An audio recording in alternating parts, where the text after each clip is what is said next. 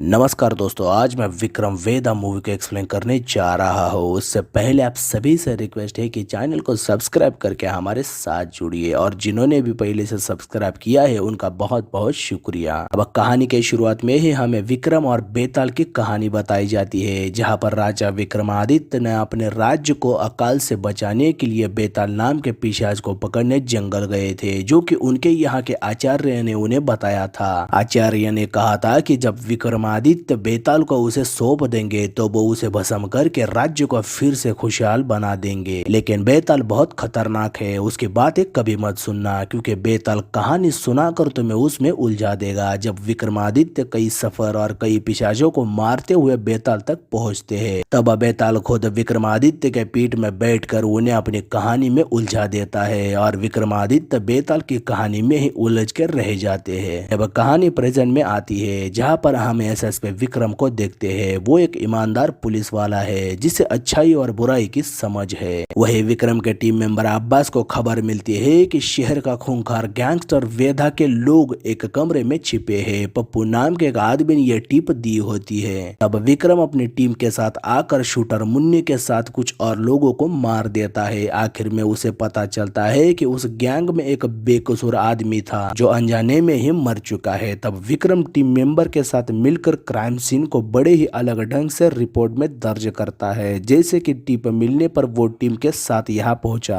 गुंडों ने उन पर हमला किया, जिसके जवाब में पुलिस ने हमला किया, जिसके वजह से कई सारे गुंडों को सेल्फ डिफेंस में मारना पड़ा और वो गलती से मरे हुए आदमी के हाथ में एक गन रख कर फिंगरप्रिंट लेता है और अपने ही एक आदमी के हाथ पर गोली चलाकर रिपोर्ट में दर्ज करवाता है। यहाँ हमें पता चलता है कि विक्रम के टीम मेंबर उसका पूरा सपोर्ट करते हैं। उन सब का एक दूसरे के साथ अच्छा सा रैपो है। विक्रम भी उनसे खुल के बातें करता है। टीम के साथी भी विक्रम को सब कुछ बताते हैं। उनमें से किसी ने अपना लोन चुकाया था, तो किसी ने बच्चों के अच्छे स्कूल में एडमिशन कराया था, किसी ने नई बाइक ली थी। वहीं पर हम टीम के दीपक नाम के लड़के को देखते हैं। वो नया था, उसने अभी अभी टीम ज्वाइन की थी। विक्रम उसे क्राइम सीन की बातें बताते हुए उससे मजाक करता है। दूसरी तरफ हम विक्रम के बीवी को देखते हैं। उसका नाम प्रिया है। वो एक वकील है। विक्रम के दोस्त अब्बास के वजह से ही उन दोनों की पहली मुलाकात हुई थी। या पहले तो विक्रम को बिल्कुल भी पसंद नहीं करती थी, क्योंकि वो एक पुलिस वाला था, लेकिन धीरे धीरे उसको उससे प्यार हो गया। वो दोनों ने शादी भी कर ली थी। विक्रम हमेशा अपने घर में रखी एक बाइक को रिपेयर करता है, जो कि उसके पापा की थी। एक दिन विक्रम अब्बास के घर गया होता है, तभी अब्बास के बेटे की तबीयत बिगड़ती है। उसका बेटा ऑलरेडी बीमार था। तब अब्बास उसे हॉस्पिटल लेके चला जाता है और विक्रम अपने ऑफिस आता है। हम देखते हैं कि ऑफिस में पुराने ऑफिसर्स नया ऑफिसर दीपक को वेदा की कहानी बताते हुए डराने की कोशिश करते हैं। वही आईजी सुरेंद्र विक्रम को बताता है कि वेदा मुन्नी के घर शौक मनाने के लिए गया था। तब विक्रम दीपक को लेकर मुन्नी के घर जांच करने आता है, पर उसे वहां पर वेदा की कोई भी जानकारी नहीं मिलती। वही वो मुन्नी के बेटे दिलीप से मिलता है, पर दिलीप विक्रम को बोतल से मारने की कोशिश करता है, क्योंकि वो अपने दोस्तों से नहीं सुनना चाहता था कि उसके पापा को मारने वाला उसके सामने खड़ा था, पर उसने कुछ भी नहीं किया। पर विक्रम उसकी इस हरकत से उसे गिरफ्तार नहीं करता, बल्कि उसे बच्चों के सुधार केंद्र भेज देता है, जहां उसने पहले भी कई सारे बच्चों को गलत रास्ते पे जाने से रोका और उन्हें सुधार केंद्र भेजा था। दीपक ने दिलीप पर बंदूक तानी थी, पर विक्रम ने उसे रोका था। तब वो परेशान होकर पूछता है कि सर, मैंने बंदूक तानी या मैंने कोई गलती की क्या? तब विक्रम कहता है कि वो एक बच्चा है, वो मुझे नहीं मार सकता था। हम पुलिस वाले हैं, हमें इंसान की आंख में आंख डालकर समझना चाहिए कि वो क्रिमिनल है या नहीं। ये प्रैक्टिकल दिखाने के लिए वो उसे एक बाइक के शॉप पे लेके जाता है, जहां पर शॉप वाले से चेन स्पॉकेट मांगता है, पर शॉप वाला चेन स्पॉकेट के अलावा सब कुछ मिलेगा कहता है। असल में वो शॉप वाला झूठ बोल रहा था, क्योंकि वो फर्जी था। फिर विक्रम दीपक को कहता है कि इसी तरह से क्रिमिनल भी झूठ बोलता है और इसीलिए हर इनकाउंटर के बाद हमें चैन की नींद आती है, क्योंकि हम जानते हैं कि हमने किसी बेगुनाह को नहीं मारा।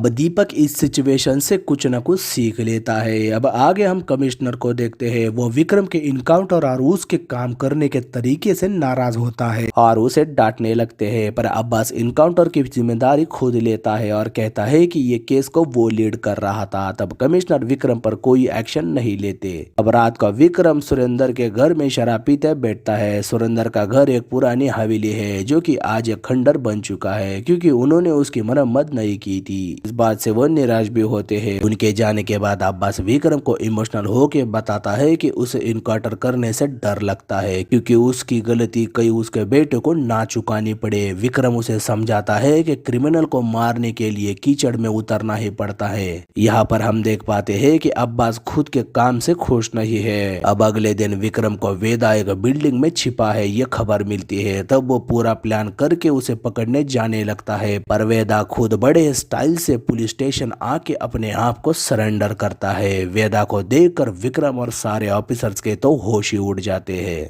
अब वेदा से कई ऑफिसर पूछताछ करते हैं पर वेदा अपना मुंह नहीं खोलता। फिर आखिरी में विक्रम वेदा से मिलने आता है। आखिर वेदा अपनी चुप्पी तोड़ते हुए विक्रम को कहता है कि एक कहानी सुनोगे क्या। विक्रम कहता है कि तेरी कहानी मुझे पता है, हर क्रिमिनल यही कहता है। मैं गरीब था, मजबूरी के कारण क्रिमिनल बन गया। वेदा मुस्कुराते हुए कहता है कि सर मैं और आप सेम हैं क्योंकि मैं तो अंडरग्राउंड से यहाँ पर आपको कहानी सुनाने आया हूँ। फिर कहानी 13 साल पहले कानपुर में जाती है। वहाँ पे परशुराम पांडे नाम के गुंडे का दबदबा होता है और दूसरी गैंग वाले एक लड़की को किडनैप करके 1 करोड़ की फिरौती मांगते हैं। परशुराम को ये बात बहुत चुभती है क्योंकि उसके होते हुए कोई और गुंडा ही कर रहा था, तो वो उन्हें खत्म करना चाहता है। वहीं पर हम वेदा को देखते हैं, वो भी परशुराम के लिए ही काम करता है। वो परशुराम के नजर में आने के लिए खुद उस किडनैपर को ढूंढ कर मारता है और उन्हें परशुराम का नाम बताता है। इस बात से परशुराम वेदा से खुश होकर उसे ठेकेदारी का काम सौंपता है जो कि रवि किया करता था। लेकिन रवि को यह बात खटकती है, वो वेदा को खत्म करना चाहता है पर परशुराम के वजह से वो कुछ नहीं कर पाता। लेकिन शिव प्रसाद उसे रोकते हुए सही वक्त का इंतजार करने को कहता है। शिव प्रसाद ड्रग्स का सप्लाई करता है। उसी के अंडर बबलू नाम का आदमी भी छोटे छोटे बच्चों को ड्रग्स सप्लाई करने का काम सौंपता है और पुलिस से कैसे बचना है ये सिखाता है। उसी छोटे बच्चे में वेदा का छोटा भाई शतक और उसकी दोस्त चंदा भी होती है। वो दोनों बबलू के पास होते हैं। यह देखकर वेदा बबलू को धमकी देता है कि शतक को और बच्चों को इस धंधे में मत लेना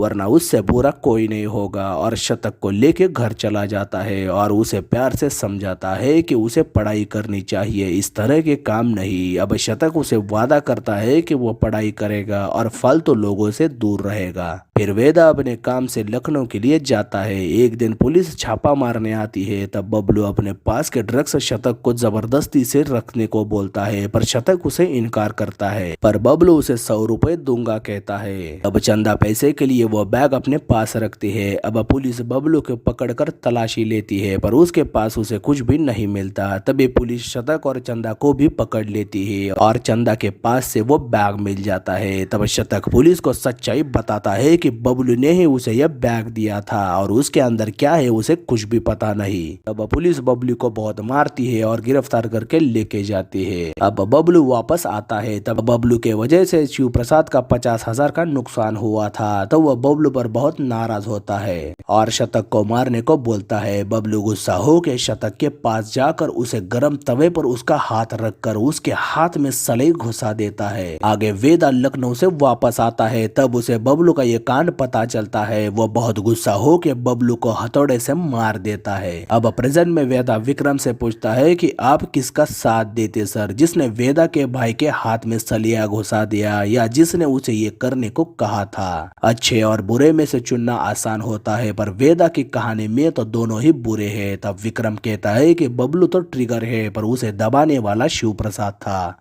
तुम्हें उसे मारना होगा। वेदा इस बात से हंसता है क्योंकि असलियत में वेदा ने बबलू को नहीं शिव प्रसाद को ही मारा था। वही प्रिया आती है जो कि वेदा की वकील है। प्रिया वेदा की बेल कराने के ऑर्डर लेकर आई है। विक्रम उसे देखकर बहुत हैरान होता है पर उसके प्रोबेशन के वजह से वो चुप बैठता है। वहीं पर हम बबलू को देखते हैं। वेदा ने उसे अपने साथ रखा है। अब वेदा बेल पर छूट के निकल जाता है। विक्रम समझ जाता है कि वेदा उसके साथ कोई गेम खेल रहा है। विक्रम प्रिया से कहता है कि तुम ये केस छोड़ दो, पर प्रिया उसकी बात नहीं मानती। वो बहुत गुस्सा हो जाता है। फिर वो अब्बास को कॉल करता है। तब अब्बास उसे बताता है कि वो एक मिल में जा रहा है क्योंकि चंदा नाम की औरत ने उसे ड्रग्स डिलीवरी की टिप देने वाली है। विक्रम साथ चलता हूँ कहता है, पर अब्बास कहता है कि मैं हैंडल करता हूँ और चला जाता है। अब विक्रम अपनी बाइक रिपेयर करने लगता है, पर उसे वेदा की कहानी परेशान करती है। तब उसे रियलाइज होता है कि उसने जिस आदमी को एनकाउंटर में मारा था उसके हाथ पर एक निशान बना था।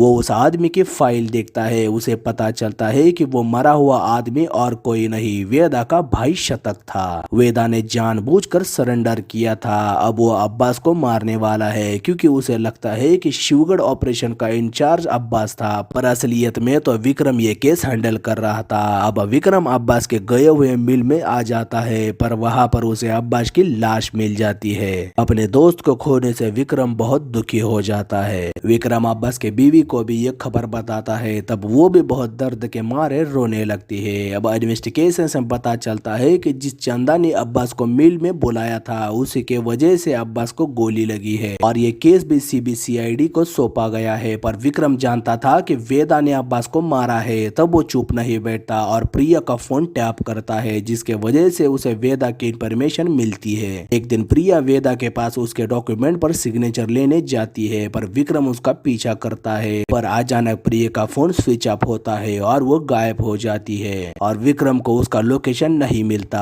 तब वो वेदा के मोहल्ले में ही उसे ढूंढने लगता है, पर हम देखते हैं कि विक्रम वेदा को नहीं ढूंढ पाता क्योंकि वेदा बिल्डिंगों के ऊपर से छलांगे लगाते हुए बड़े ही मजे से पुलिस वाले को देखता है और हंसते हुए बड़े आराम से निकलकर एक कंटेनर के सामने आ जाता है। पर विक्रम बड़े ही चालाकी से उसके सामने आता है और उसे रोकते हुए बहुत मारता है। वेदा जानबूझकर उससे मार खाता है। विक्रम पूछता है कि अब्बास को क्यों मारा। तब वेदा पूछता है कि तुमने शतक को क्यों मारा। वही विक्रम उस पर बंदूक तानता है, पर वेदा के लोग वहां पर आ जाते हैं। तब विक्रम उसे नहीं मार पाता और उसे गिरफ्तार करके लेके जाता है और एक जंगल में उसका एनकाउंटर करने लगता है। पर वेदा विक्रम को इमोशनल करते हुए एक और कहानी सुनाने लगता है। फिर से हम पास्ट में देखते हैं कि वेदा लखनऊ में जाता है। वहां पर MLA अखिलेश से 1 करोड़ रुपए लेकर चला जाता है। तब कुछ गुंडे उस पर हमला करते हुए उसे वेदा को मारने लगते हैं, पर वेदा उन पर भारी पड़ता है। तब वो लोग भाग निकलते हैं। एक गुंडा उसे तुझे आइला कहकर भाग जाता है। वेदा को शक होता है कि उसी के गैंग से किसी ने ये टिप दी थी और वो आदमी मुंबई की गैंग का होगा क्योंकि वो मराठी में बोल रहा था। वहीं पर हम शतक और चंदा को देखते हैं। शतक वेदा को ये 2 नंबर का काम बंद करके लोन देने का बिजनेस शुरू कर रहा हूँ कहता है और वो वेदा से रिक्वेस्ट करता है कि उसके कंपनी में इन्वेस्ट करो। तब वेदा उसकी बात मानता है और शतक कंपनी शुरू करता है। दूसरी तरफ वेदा परशुराम को ये 1 करोड़ रुपए सौंप देता है। परशुराम वेदा से यही 1 करोड़ रुपए शतक के कंपनी में लगा के उसे डबल करने को बोलता है। वेदा इस बात से बहुत खुश होता है। वह परशुराम को कुलचा निहारी खिलाता है। शतक इतना बड़ा अमाउंट पाकर बहुत खुश होता है और उसी दिन वेदा और वो पार्टी भी करते हैं। पर वेदा के घर से सारे पैसे चोरी हो जाते हैं और घर से चंदा भी गायब थी। अब परशुराम वेदा को अपने पैसे वापस देने को बोलता है और रवि को वापस ठेकेदारी में सौंपता है, पर वेदा को रवि पर ही शक होता है। तब वो उसे बहुत मारता है। पर शतक को चंदा खुद कॉल करके बताती है कि वो पैसे उसने चुराए हैं क्योंकि उसे अच्छी जिंदगी जीनी है, पर वो समझ गई है कि वो ये गलती कर रही है। तब वो वापस घर चली आती है। आखिर वेदा को ये बात पता चलती है। वो उस पर बहुत गुस्सा होता है, पर शतक के वजह से वो चुप बैठता है क्योंकि शतक और चंदा एक दूसरे से प्यार करते थे।